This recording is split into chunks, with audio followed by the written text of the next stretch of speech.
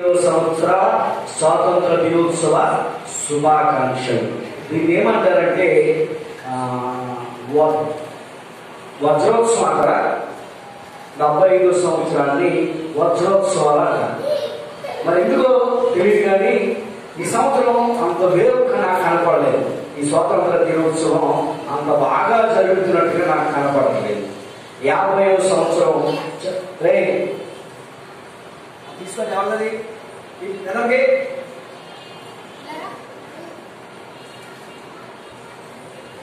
స్వాతంత్ర దినోత్సవం 75వ సంవత్సరం అంటే వజ్రోత్సవం. ఎస్, స్వర్ణోత్సవాలు అంటే 100 అనుకుంటా, సిల్వర్ జూబిలీ అంటే 5కి, 50 అంటే 30 ఉంటుంది. అలాగా గోల్డెన్ జూబిలీ అంటే 50, వజ్రోత్సవం అంటే 75, డైమండ్ జూబిలీ అంటే 100 కాదు కదా, వజ్రం అంటే 75. మరి మనకి స్వతంత్రం వచ్చి ఎన్ని సంవత్సరాలు అయిపోయింది? 75 సంవత్సరాలు అయిపోయింది. అంటే బ్రిటిష్ వాళ్ళు మీకు స్వాతంత్రం గురించి ఒక మాట చెప్పేసి మీకు ఎదరికెళ్దాం మన కార్యక్రమంలో. అంటే ఈ భారతదేశాన్ని ఎప్పుడో బ్రిటిష్ వారు మన భారతదేశానికి వ్యాపారం చేసుకోవడానికి ఇక్కడికి వచ్చారన్నమాట. ఇక్కడికి వచ్చి వ్యాపారం చేసుకుని ఒక రాజుకి గొడవలు పెట్టి ఇంకొక రాజుకి వీళ్ళ దగ్గర పెట్టుకొని మొత్తం కూడా భారతదేశాన్ని వీళ్ళు పాలిస్తా ఉన్నారన్నమాట. ఇక్కడ బాగా భారతదేశంలో ఉన్న గొడవలని, ఈ కుల పోరాటాలని, ఈ వివక్షలని, ఒకరంటే ఒకరికి పడని ఈ తత్వాలన్నింటినీ వాళ్ళు ఆసరా చేసుకుని బ్రిటిష్ వాళ్ళు ఏం చేశారంటే ఈ భారతదేశంలో బాగా వేస్తారు. ఇంకా ఈ భారతదేశాన్ని వారు స్వాధీనం ఉంచేసుకున్నారు. అయితే వారు స్వాధీనంలో ఉంచుకుంటాన్ని బట్టి కొన్ని మేలులు జరిగినాయి. ఏంటంటే ఆ మేలులు మనకి ఆంధ్రప్రదేశ్ లో కాటన్ బ్యారేజ్ కట్టారు, మనకి బైబిల్ తీసుకొచ్చారు, ఇంకా రైల్వేలు వాళ్ళే తీసుకొచ్చారు, టెలిఫోన్స్ వాళ్ళే ఏర్పాటు చేశారు. అయితే బాహ్యంగా కొన్ని మేలులు చేస్తూనే చాలా ఇబ్బందులు పెడుతూ మరి మనం చదువుకున్న చరిత్రను బట్టి మనం చాలా ఇబ్బందులు పెట్టాలని అంటారు. మరి ఆ ఇబ్బందులు అన్నింటినీ మా దేశాన్ని మీరు వదిలి వెళ్ళిపోవాలి అని ఒక్కొక్క తరం ఉద్యమాలు చేసుకుంటూ వాళ్ళని బ్రిటిష్ వారిని వ్యతిరేకిస్తూ ఉండేవారు అనమాట. అలాగా ఎప్పటి నుంచో స్వాతంత్ర సమర పోరాటం జరుగుతూ ఉండేదన్నమాట. అలాగా ఒకసారి ఝాన్సీ లక్ష్మీబాయి, తర్వాత రుద్రమదేవి, తర్వాత ఆజాద్ గారు, సుభాష్ చంద్రబోస్ గారు, తర్వాత ఇంకా రకరకాల మంది, ఎంతో మంది 1857 అన్న గుర్తు సిపాయిలు తిరుగుబాటు అని అప్పుడే చరిత్రలో చదువుకున్నప్పుడు అప్పటి నుంచి అలాగా జరుగుతూ గాంధీ గారి టైం వచ్చిందన్నమాట. గాంధీ గారు వచ్చేసరికి గాంధీ గారి ఉద్యమానికి నాయకత్వం వహించి ఏం చెప్పాడంటే ఒక చెంప కొడితే రెండో చెంప కొట్టమని బైబిల్లో ఆయనకి ఒక మాట వచ్చింది. ఆ మాటను బట్టి భారతదేశ ఉద్యమాన్ని అహింసాయుతంగా నడపడానికి ఆయన కంకణం పెట్టుకుని ఒక చెంప కొడతా ఉంటే అయితే రెండో చెంప కొట్టండి అని వెళుతూ ఒకరు చంపేస్తే అయితే మా రెండో కూడా చంపేది, కానీ మీరు మాత్రం మా భారతదేశాన్ని వదిలి మీ బ్రిటిష్ వెళ్ళిపోండి ఉద్యమాలు చేస్తా ఉండేవారు అనమాట. అలా క్రమంలో ఉప్పు సత్యాగ్రహం, దాండియా సత్యాగ్రహం, అది ఎన్నో కార్యక్రమాలు చేస్తూ ఎన్నో వేల మంది బలైపోతూ ఉంటే జలియన్వాలా లాంటి ఎన్నో సంఘటనలు జరిగి అందరూ చనిపోతూ ఉంటే చివరికి అల్లూరి సీతారామరాజు గారు మన ఆంధ్ర రాష్ట్రంలో నుంచి ఒక సాయుధ పోరాటాన్ని ఏర్పాటు చేసి బ్రిటిషుల్ని గడగడగడ వణికించారనమాట అడవిలో.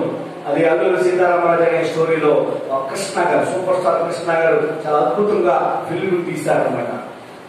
అలాగా జరుగుతూ ఉండగా కొన్నాళ్ళకి అంబేద్కర్, లాలా లజపత్ రాయ్, బాల గంగాధర్ తిలక్, ఇంకా సరోజినీ నాయుడు, నెహ్రూ, గాంధీ గారు ఇలాంటి వాళ్ళందరూ కలిపి వారి మీద ఉద్యమం చేస్తా ఉంటే కొన్నాళ్ళకి వాళ్ళు కూడా విసుకొచ్చి ఈ భారతదేశానికి స్వాతంత్రాన్ని ప్రకటించి వాళ్ళు వెళ్ళిపోతారు అన్నమాట. ఏ రోజు అయితే ఆగస్టు 15వ తారీఖుని వాళ్ళు మేము మీకు స్వాతంత్రం ఇచ్చేస్తున్నామని గాంధీ గారికి, లాలా లజపత్ రాయ్ గారికి, ఇంకా ప్రముఖులైనటువంటి బాల గంగాధర్ తిలక్ గారికి, ఇంకా కొంతమంది ఉన్నారు, వాళ్ళందరికీ చెప్పారన్నమాట.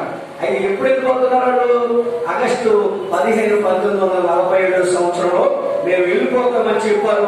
వెళ్ళిపోయి ఉంటారు కదా. అంటే భారతదేశాన్ని అప్పటి వరకు వాళ్ళ కబంధ హస్తాలతోటి పాలించి ఇక్కడ రాజ్యం చేసి 15వ తారీఖున మేము వెళ్ళిపోతామని చెప్పారు అనమాట. అప్పుడు వాళ్ళు వెళ్ళిపోతున్నారు కాబట్టి భారతదేశానికి స్వాతంత్రం వచ్చింది. హల్లెలూయా. పోరాడిన యోధులందరిని బట్టి దేవునికి మహిమ కలుగును గాక. అందరి కుటుంబాలు కూడా ఈ స్వాతంత్రం తేవడానికి కష్టపడిన అందరి కుటుంబాలు ఏ లోటు లేకుండా అందరూ కూడా బాగుండాలని ప్రార్థన చేయండి. అలాగా ఇప్పుడు మీకు అర్థమైంది కదా, బ్రిటిష్ వాళ్ళు మన భారతదేశాన్ని మరి పాలించి మనకే వదిలేసి మన దేశాన్ని వాళ్ళు పాలించకుండా వాళ్ళ దేశం వెళ్ళిపోవడమే స్వాతంత్ర్యం. అంతే కదా, అంతేనా? మనం అంతే కదా, బ్రిటిష్ అందరూ కూడా వాళ్ళ దేశం వెళ్ళిపోతే మన దేశం మనం పాలించుకుంటే మన ప్రధానమంత్రి, మన రాష్ట్రపతి, మనవడే గవర్నర్లు మనమే పాలించుకోవడం స్వాతంత్రం అయ్యిందనమాట. హల్లెలూయా. అయితే లేఖనాలు చెప్తా ఉన్నాయి, ఆ యొక్క స్వాతంత్రానికి మన స్వాతంత్రానికి కూడా ఒక సంబంధం ఉంది. మనకు కూడా స్వాతంత్రం ఉందా స్వాతంత్రం? చూడండి ఒకసారి బైబిల్ లేఖనాల నుంచి గలతీయులకు రాసిన పత్రిక 5వ అధ్యాయం 1వ వచనం చూడండి. ఈరోజు మన పాఠ్యాంశం. అమ్మా ఒక్క నిమిషం నేను కూడా బైబిల్ తీసుకుని గలతీయులకు రాసిన పత్రిక 5వ అధ్యాయము 1వ వచనం చూడండి.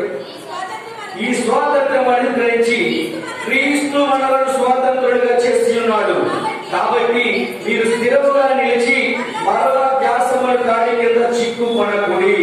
అంటే ఇప్పుడు మీరు అందరూ కూడా డౌట్ రావచ్చు, అంటే ఇప్పుడు దాకానేమో బ్రిటిష్ వాళ్ళ మీద గాంధీ గారు పోరాటం చేశారు, గాంధీ గారు మన అందరి కోసం ఇక్కడ ఉద్యమం చేశారు, ఆయన కదా స్వాతంత్రం తెస్తే ఈ స్వాతంత్రాన్ని గ్రహించిన క్రీస్తు మనల్ని స్వాతంత్రులుగా చేశాడేంటి అని మళ్ళీ చదువుతున్నారని మీకు డౌట్ రావచ్చు. ఒకవేళ మీ పొజిషన్ లో నేను ఉంటే అదే అడుగుతాను మాస్టర్ గారు, అంటే గాంధీ గారు కదా మనకు స్వాతంత్రం తెచ్చారు, మీరేంటి క్రీస్తు స్వాతంత్రం తెచ్చాడని అంటారేంటి అని అడిగింది అనమాట. అలా అడగకుండా ఉన్నారు అంటే దాన్ని ఏమంటారంటే బొమ్మలతో సమానం అనమాట.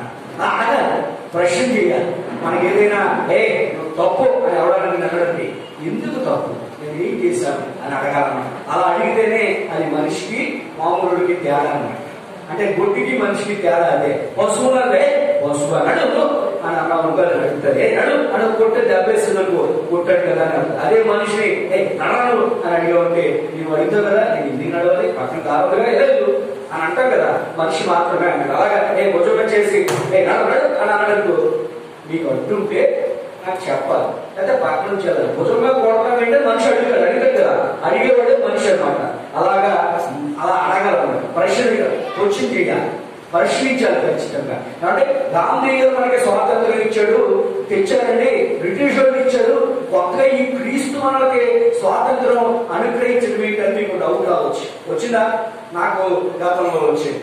నేను వాక్యం తెలియక ముందు నేను అనుకునేవాడు అనమాట, క్రీస్తు స్వాతంత్రం ఇచ్చారని వాడేసుకుంటారు, ఎలా అయిపోయి ఈ వాడేసుకున్నారు ఒక సందేశ్ అని నేను అనుకునేవాడిని. అయితే తర్వాత నాకు అర్థమవుగా భక్తులు చెప్పిన మాటలను బట్టి, చదివిన పుస్తకాలను బట్టి, బైబిల్స్ బట్టి నాకు అర్థమైన విషయం ఏంటంటే మనమందరం కూడా పాపం అనే దాసం అనే కాడి కింద మనం అందరం ఉన్నాం. కాబట్టి ఈ యొక్క కాడిని విరిచింది ఎవరు? యేసు ప్రభువు.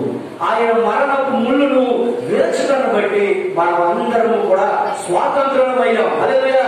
గాంధీ మహాత్ముడు గారు పోరాడిన పోరాటాన్ని బట్టి ఈ భారతదేశానికి స్వాతంత్రం ఎలాగ వచ్చిందో యేసు క్రీస్తు తన రక్తాన్ని చిందించి మనందరినీ పాపం అనే దాస్యం కాడి కింద ఉన్న మనందరినీ విడిపించడాన్ని బట్టి మనందరికీ కూడా స్వాతంత్రం వచ్చింది. హల్లెలూయా.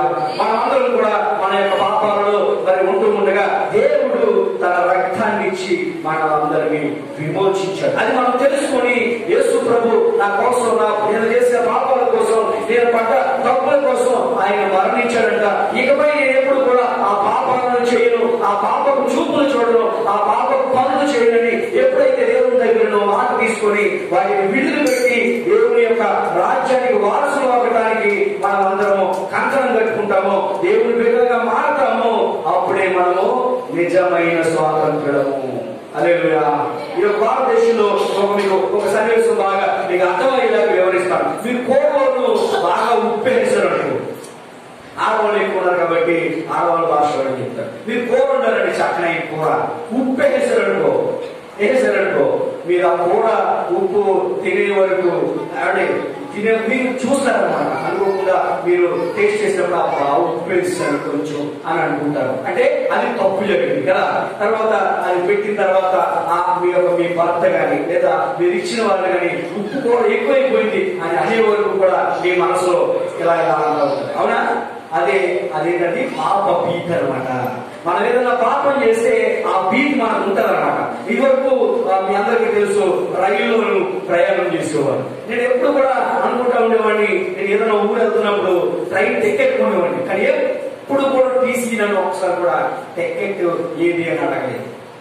ఏంటి ఎప్పుడు అనగా ఒకసారి టికెట్ ఏదో మానేశాను. అంటే ఇది దొంగతనంగా కాదు, కానీ మేము భీమవరం నాడు పెళ్లికి వెళ్ళాము.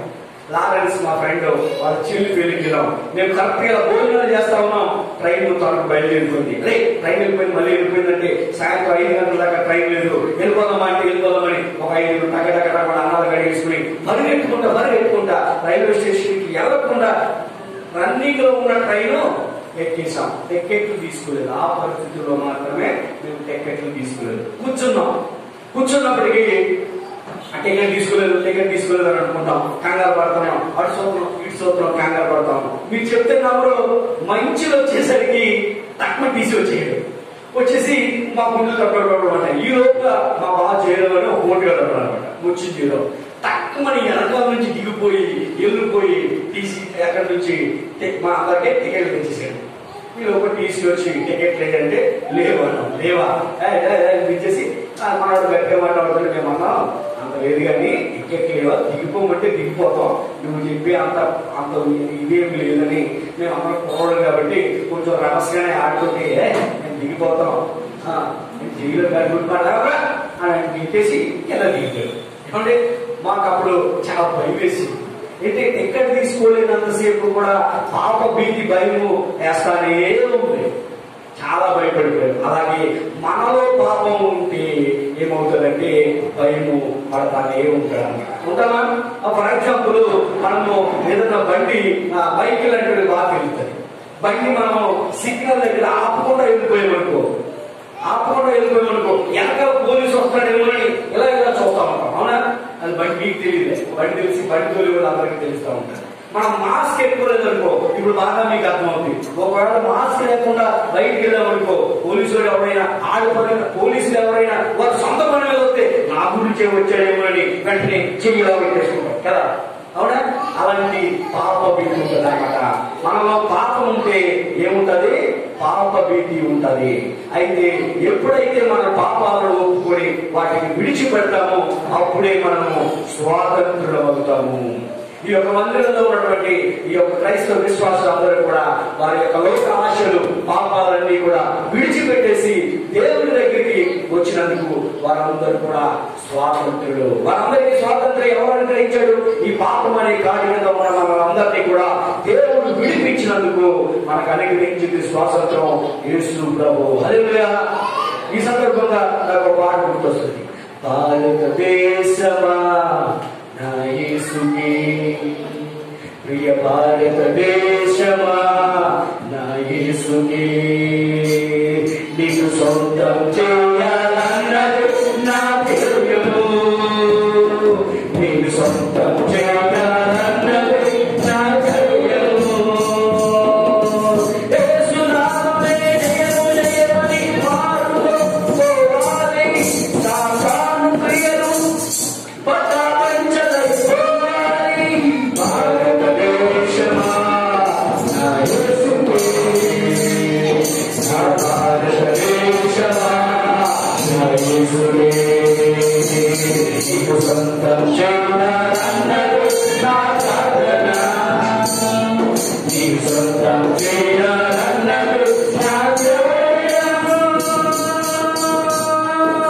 యేసునామమే జయము జయమని వారు కోరాలి, సాతాను క్రియలు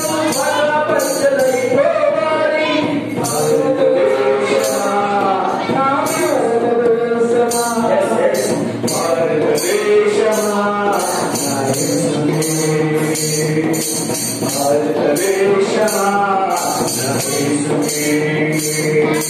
భారతదేశంలో ఉన్నటువంటి ఏ పౌరులు కూడా నశించిపోకుండా ఆ భయంకరమైనటువంటి నరకంలో అగ్నియాలకు పురుగు చావులాట ఆ నరకంలో పడిపోకుండా ప్రతి ఒక్కరికి కూడా సువార్తను ప్రకటించవలసినటువంటి భారం నీ మీద నా మీద ఉంది. హల్లెలూయా.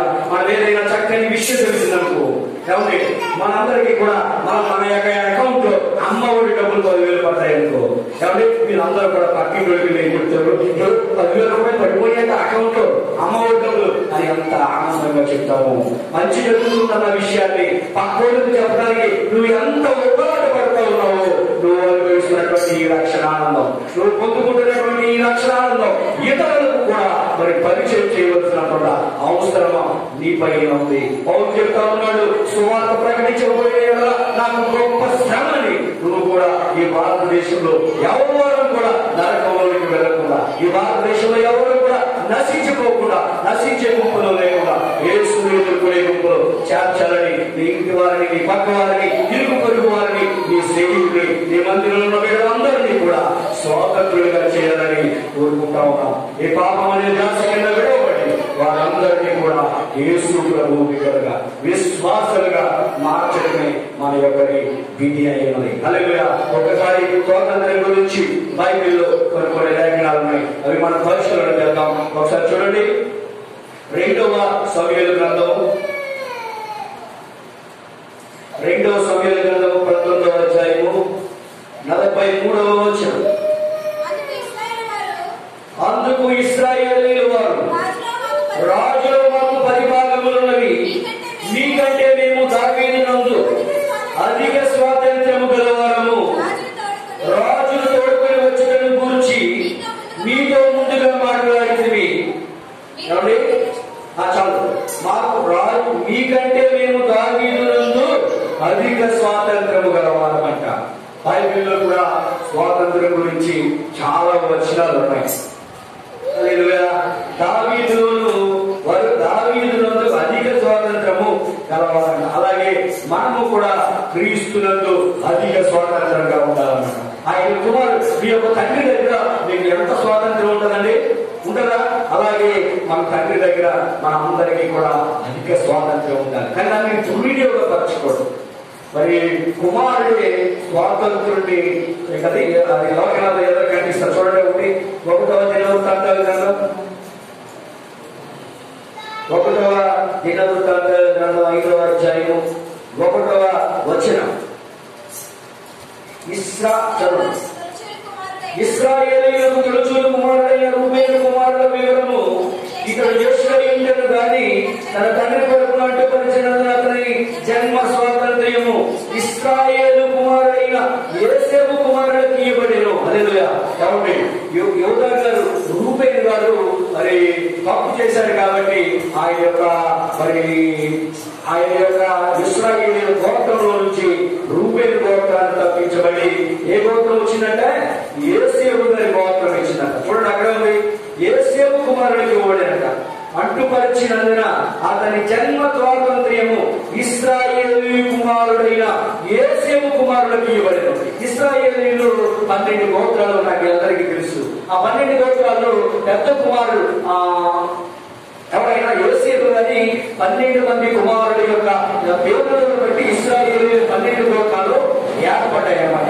అయితే పెద్ద కుమారుడు ఏం చేశాడంటే తప్పు చేశాడు, పాపం చేశాడు. కాబట్టి ఆయన పేరు మీద గోత్రాన్ని తీసివేసి యోసేపు కుమారుడికి ఇద్దరికి గోత్రాలు వచ్చినాయి అన్నమాట. హల్లెలూయా.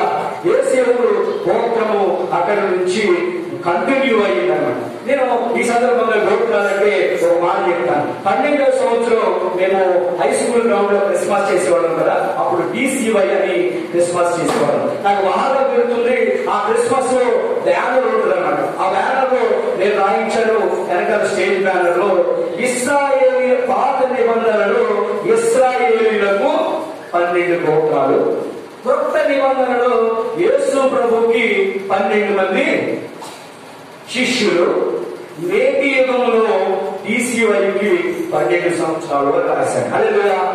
అప్పుడు ఆ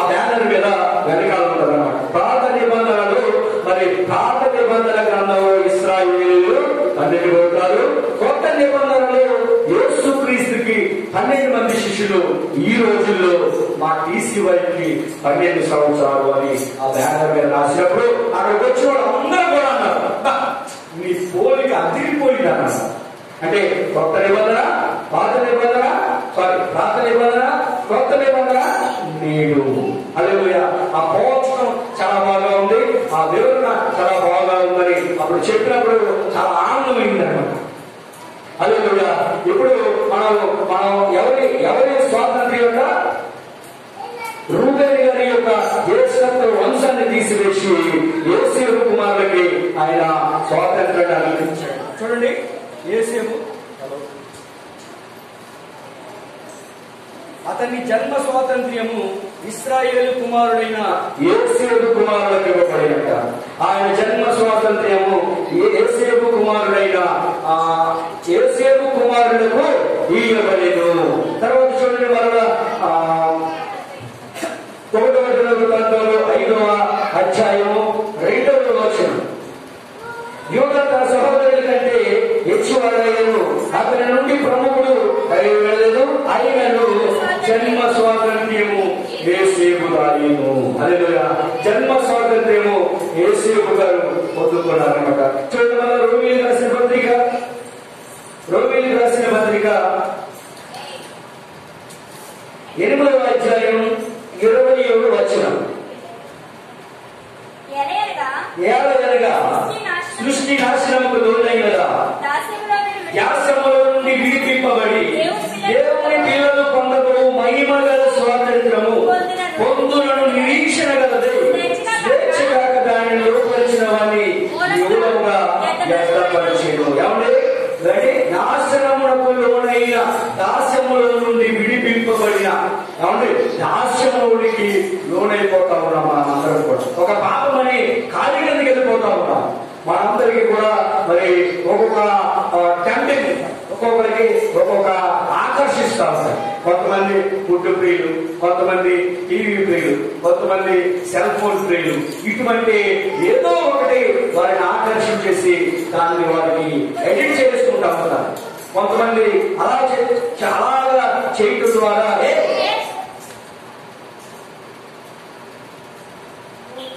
తెలియదా, అలాగా చేయటాన్ని బట్టి పాపం అనే ఖాళీ కింద వారందరినీ విడుదలవ్వాలన్నది మనందరికీ తాపత్రయం. అప్పుడు మాత్రమే మనము స్వాతంత్రాన్ని పొందుకున్న వారం అవుతాం, నిజమైన స్వాతంత్రాన్ని పొందుకున్న అవుతాం. మనం ఏదైనా పాపం బయటకు వచ్చేసి మరలా పాపం వైపు చూడకూడదన్నమాట.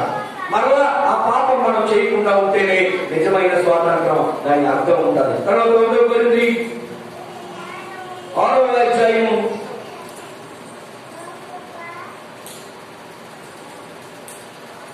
12వ వచనం. అన్నిటి యందు నాకు స్వాతంత్రం కలదు కానీ అన్నీ చేయదగినవి కాదు.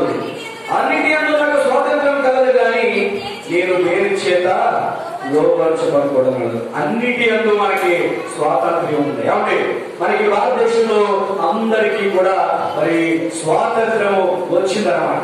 దానికి స్వాతంత్రం వచ్చిన దాన్ని బట్టి ప్రతి ఒక్కరూ కూడా మనకి అన్నిటిలో కూడా స్వాతంత్ర్యం ఉంది. మనం ఈరోజు కనుకబట్టులో ఉన్నటువంటి ఒక వ్యక్తి ఎవరినైనా, ఈ దేశ అధ్యక్షుడైనా నువ్వు తప్పు చేస్తున్నావని చెప్పేంత స్వాతంత్ర్యం ఉంది. కానీ దానికి తగిన ఆధారము చూపించాలన్నమాట.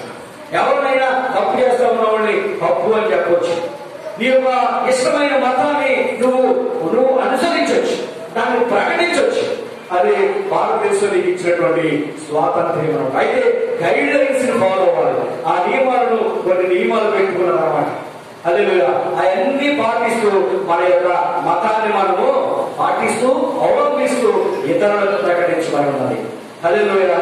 అది స్వాతంత్రపు హక్కులు కొన్ని ఉన్నాయి. హక్కులు మనందరికీ తెలుసు, హక్కులు కొన్ని ఉంటాయి. ఆ రాజ్యాంగంలో కొన్ని హక్కులు ఉంటాయి. ఆ హక్కులన్నీ కూడా మనం తెలుసుకోవాల్సిన వారు. హక్కులు అంటే భారతదేశంలో పుట్టిన ప్రతి పౌరుడికి కొన్ని సంకలిస్తాయి. అవి ఏంటంటే హక్కుల తర్వాత అంశంలో మనం మాట్లాడుతున్నాం. ఎప్పుడైనా ఈ హక్కులు మనం అందరం కూడా అనుభవించవచ్చు, పొందొచ్చు. హల్లెలూయా. ఎవరినైనా నువ్వు ప్రశ్న చేసే అధికారం నీకు ఉన్నదన్నమాట. నీకు ఇష్టమైన మతాన్ని నువ్వు అవలంబించవచ్చు, నువ్వు ఇతరులకు ప్రకటించవచ్చు, కానీ గైడ్ లైన్స్ ఫాలో అవ్వి. అంటే మనం అందరికీ ఒక అనుకోవచ్చు, కాబట్టి యేసు ప్రభు మతాన్ని ఇతర ఏరియాలో మనం ప్రకటిస్తూ ఉంటే మనకి ఇబ్బందులు వస్తూ ఉంటాయి. అయితే అక్కడ ఒక లైన్ ఉంది, అక్కడ వేరే దేవుడి యొక్క గుడి, అంటే వేరే ఇతర మతాలకు సంబంధించిన గుడి ఉన్న చుట్టూ పరిసర ప్రాంతాలలో నీ దేవుడిని ప్రకటించకూడదు.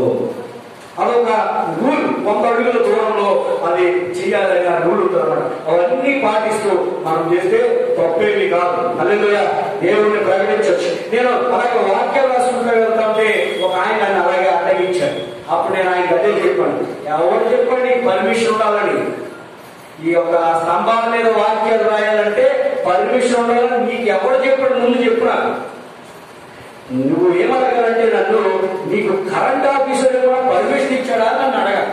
నువ్వు వెళ్ళి కరెంట్ ఆఫీసర్ అడగాలి, ఎవరి రోడ్డు వాక్యం రాయడానికి వాళ్ళకి ఏదో పర్మిషన్ ఇచ్చారని నువ్వు కరెంట్ ఆఫీసర్ అడగాలి. నన్ను నువ్వు అడిగితే క్రైమ్ అవుతుంది, నా హక్కులు నువ్వు భాగం కలిగిస్తున్నావు, నేను నీ మీద కేసు పెడతాను అంటే అతను నోరు మూసుకుని వెళ్ళిపోయాడు. ఈ హక్కులందరికీ కూడా తెలియవలసిన విషయాలు ఉన్నాయి. హల్లెలూయా. తర్వాత చూడండి, ఇంకా 1 కొరింథీ 7వ అధ్యాయము 1 కొరింథీ 7వ అధ్యాయము 22వ వచనం. ప్రభువునందు పిలువబడిన దాసుడు ప్రభువు వలన స్వాతంత్రము పొందినవాడు, ఆ ప్రకారమే స్వాతంత్రుడై ఉండి పిలువబడిన వాడు క్రీస్తు దాసుడు. మనం అందరం కూడా ప్రభువు ద్వారా పిలువబడేవాళ్ళం, అంతేనండి. ఇక్కడికి అందరికీ మీరందరూ ఇక్కడికి ప్రభు పిలిస్తే వచ్చారా, నేను పిలిస్తే వచ్చారా? కాబట్టి ఇక్కడ మందిరం అందరికీ మీరు అందరూ ఎందుకు వచ్చారు? నేను మీ ఇంటికి వచ్చి బొట్టెట్టి రమ్మంటే వచ్చారా? కదా, ప్రభువు మిమ్మల్ని రక్షించుకున్నాడు కాబట్టి దేవుడు 6 రోజులు మేము పని చేస్తూ ఉన్నాం, 7వ రోజుకి దేవుని మందిరంలో గడపాలని మాత్రమే వచ్చారు, అంతేనండి. హల్లెలూయా. అలాగా ప్రభువు పిలిచిన పిలుపుకు తగినట్లు నడుచుకుంటూ మనం అందరం కూడా ఉంటామన్నమాట. హల్లెలూయా. చూడండి, ఇంకా 1 కొరింథీ 8వ అధ్యాయం 9వ వచనం. అయినను మీకు కలిగి ఉన్న ఈ స్వాతంత్రము వలన బలహీనులను అభ్యంతరము కలగకుండా చూసుకోండి. మనకు స్వాతంత్రం వచ్చేసింది కదా అని మనం ఏంటంటే బలహీనుల మీద పెత్తనం చేసేటోడు. కాబట్టి యేసు ప్రభు మాత్రం యేసు ప్రభువుని దేవుడు ప్రకటించడం మనకి కలిగింది కాపాడేసి వెళ్ళిపోయి ఇతరుల మీద పడి మా యేసు ప్రభువుని నమ్ముకో, మా యేసు ప్రభువుని నమ్ముకొని వాళ్ళని బలవంతం చేయడానికి లేదన్నమాట. మనం ఏం చేయాలి? వారిని కాబట్టి నేను మీతో ఒక సత్యం చెప్పాలనుకుంటున్నాను మీరు అని వాళ్ళతో పర్మిషన్ తీసుకుని దేవుడిని వారికి వివరించాలన్నమాట. అంతేకాని మనకి కలిగి ఉన్న స్వాతంత్రాన్ని బట్టి బలహీనుల మీద పెత్తనం చేస్తారంటే అది స్వాతంత్రానికి అర్థం లేదన్నమాట. చూడండి, ఇంకా ఉంది 1 కొరింథీ 10వ అధ్యాయం 23వ వచనం. అన్ని విషయంలో నాకు స్వాతంత్రం కలదని అన్నీ చేయదగినవి కాదు, అన్నిటి నాకు స్వాతంత్రం కలదు కానీ అన్నీ క్షేమాభివృద్ధి. అలాగే మన దేవుడు ఈ యొక్క లోకంలో మనకు అన్ని రకాల స్వాతంత్ర్యం ఉంది, అంతేకాదు అని మన బిల్డింగ్ మున్సిపల్ ఆఫీస్ మీద ఎక్కి జెండా ఎగరెత్తారంటే అది నడవదన్నమాట. మీరు ఎక్కడైనా రోడ్డు మీద స్వాతంత్రం వచ్చింది కదా జెండా ఎగరేసుకోవాలి, కానీ పోలీస్ స్టేషన్ మీద మున్సిపల్ ఆఫీస్ మీద ఎగరేస్తారంటే నడవదు. రోడ్డు నువ్వు జెండా ఎట్టుకొని జెండా పడుతున్న రోడ్డు ఎంత కుడివైపు ఎడవైపు వెళ్ళాలి, అంతేగాని ఎడవైపు వెళ్తానంటే నడవదు. అలాగే దేవుడు మనకు అనుగ్రహించినటువంటి ఈ స్వాతంత్ర్యం వలన మరలా మనము ఏమిగా తప్పు చేయకుండా క్రమాన్ని అనుసరిస్తూ ఆయన యొక్క బిడ్డలుగా మనందరం కూడా ఉండాలి. తర్వాత చూడండి, ఇంకా 2వ కొరింథీ రాసిన పత్రిక 3వ అధ్యాయము 2వ కొరింథీ 3వ అధ్యాయము 17వ వచనం.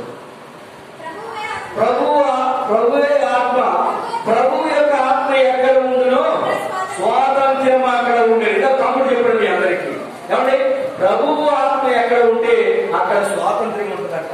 ప్రభు మీరు ఇంకా కూడా స్వాతంత్రం లేదు అని అంటున్నారంటే మీ మనసులో ఇంకా ప్రభు ఆత్మ లేదు అని దాని అర్థం అన్నమాట. హల్లెలూయా. ప్రభు ఆత్మ ఎక్కడ ఉంటుందో వాళ్ళందరూ కూడా స్వాతంత్రం అన్నమాట. నేను చూశాను, చాలా మంది ముఖం చాలా వికసిస్తూ ఉంటారు. వారు ఏ యొక్క పాపపు ఆలోచన లేకుండా దేవునిలో గడుపుతూ దేవునిలో ఉంటే వారి ముఖం చాలా వికసిస్తూ ఉంటారు. మా నాన్నగారి ముఖం నాకు బాగా తెలుసు. ఒక్క క్షణాన్ని కూడా చింతించినట్టుగా నేను చూడలేదు. ఒక్క క్షణాన్ని కూడా కోపపడినట్టుగా నేను చూడలేదు. ఒక్క క్షణాన్ని కూడా అసహనాన్ని వ్యక్తం చేసినట్టుగా నేను చూడలేదు. ఎందుకంటే ప్రభు ఆత్మను మా తండ్రి గారు పొందుతున్నారు కాబట్టి ఎప్పుడు కూడా ప్రశాంతంగా ఉండేవారు. ఎప్పుడు కూడా చాలా చాలా కూల్గా ఉండేవారు. ఎప్పుడు విసుక్కునేవారు కాదు. ఆ యొక్క ముఖంలో ప్రశాంతత ఉండేది. అలాగే మన ముఖంలో కూడా ప్రశాంతత ఉండాలన్నమాట. మనం కూడా నెమ్మదిగా ఉండాలి. హల్లెలూయా. ప్రతిదానికి అయిన దానికి కాందానికి మనం ఏం చేయాలి? చిరాకు పడిపోకూడదు. హల్లెలూయా. ప్రశాంతంగా ఉండాలి. ప్రభు ఆత్మ ఎక్కడ ఉంటుందో అక్కడ స్వాతంత్రం ఉండాలి. మీరు ఇంకా కూడా మరి స్వాతంత్రం లేకుండా ఉంటే ప్రభు ఆత్మ మీ దగ్గర లేనట్టుగానే ఉన్నారన్నమాట. అందుకనే ఇప్పుడు ప్రభు ఆత్మను మీరు పొందుకుంటే స్వాతంత్రాన్ని మీరు పొందినట్టు. చూడండి, ఇంకా గలతీయులకు రాసిన పత్రిక 2వ అధ్యాయం 4వ వచనం,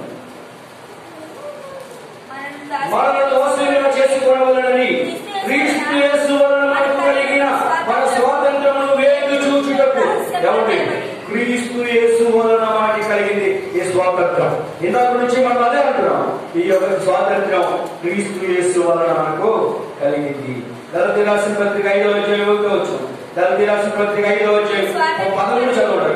గలతీయులకు రాసిన పత్రిక 5వ అధ్యాయం 13 చదవండి. మనం ఆల్రెడీ చదివిస్తాం. సహోదరులారా, మీరు స్వాతంత్రులుగా ఉండటం ఉపయోగపడుతుంది. అయితే ఒక మాట, ఆ స్వాతంత్రము శరీర క్రియలకు హేతువు చేసుకొనక ప్రేమ కలిగి ఒకడు దోషుడై ఉండాలి. అంటే మనకి స్వాతంత్రం కలిగి ఉంది కదా అని మన ఇష్టానుసారంగా చేసుకోకూడదు. అదే స్వాతంత్రం కలిగిస్తున్నాం కదని మరి మన ఇష్టానుసారంగా నడుచుకుంటానికి కుదరదు. ఒక రూల్ ఉంది దేశంలో. ఈ యొక్క భారతదేశంలో ఒక రూల్ ఉంది. కనుకబట్టలో ఒక రూల్. ఇప్పుడున్న రూల్ ఏంటంటే మాస్క్ పెట్టుకోవాలి. ఏమంటే శానిటైజర్ చేసుకోవాలి. మాక్సిమం భౌతిక దూరాన్ని పాటించాలి. ఆ డౌట్ రావచ్చు, మన ఒక్క వరుస కూడా మందిరంలో అందరూ కూడా శానిటైజర్ తీసుకుని వచ్చాం. చాలా మంది దగ్గర మాస్క్ పెట్టుకుని ఉన్నారు. ఎందుకంటే ఇవన్నీ కూడా ఒక రూల్స్ పెట్టుకున్నాం. మనం ఈ రూల్స్ అన్ని పాటించుకోవాలి. అంతేగాని నేను స్వాతంత్రం వచ్చింది కదా మాస్క్